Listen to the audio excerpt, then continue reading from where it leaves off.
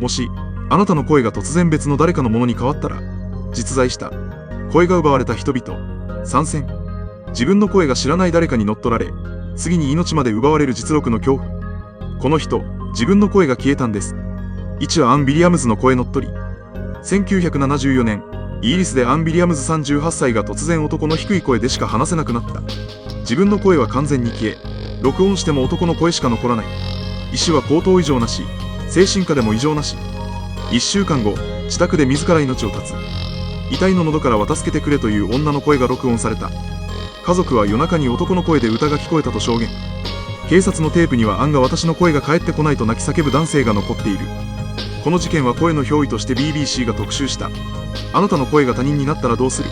ニューカルロス・ロドリゲスの声消滅。1999年、ブラジルでカルロス・ロドリゲス31歳が交通事故後、自分の声が完全に消えた。口は動くのに音が出ず、代わりに子供の笑い声が部屋中に響く。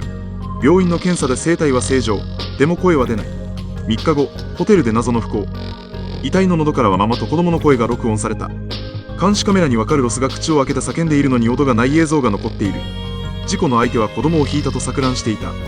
この事件は声の交換呪いとして南米で語り継がれている。声は本当に奪えるのか。3、山本彩香の声乗っ取り事件。2018年、日本で山本彩香に16歳が LINE のボイスメッセージで、知らないおばあさんの声になった。自分の声は完全に消え、録音しても老女の声しか出ない。耳鼻科精神科すべて異常なし。2週間後、マンションから転落。遺体のスマホにはおばあちゃんの声が私を呼ぶと最後のボイスメッセージ。監視カメラには彩香が口を開けて叫んでいるのに音がない映像が残っている。事件後、彼女の部屋では今も老女の声が聞こえるという。日本で唯一デジタル記憶に残った声乗っ取り事件だ。これら3人の共通点は、突然自分の声が消える。代わりに別の誰かの声が現れる。数日数週間後に謎の不幸。科学では一切説明がつかず、今も声が奪われる存在がいると噂されている。もし、あなたの声が今この瞬間、知らない誰かに変わったら、どうしますか？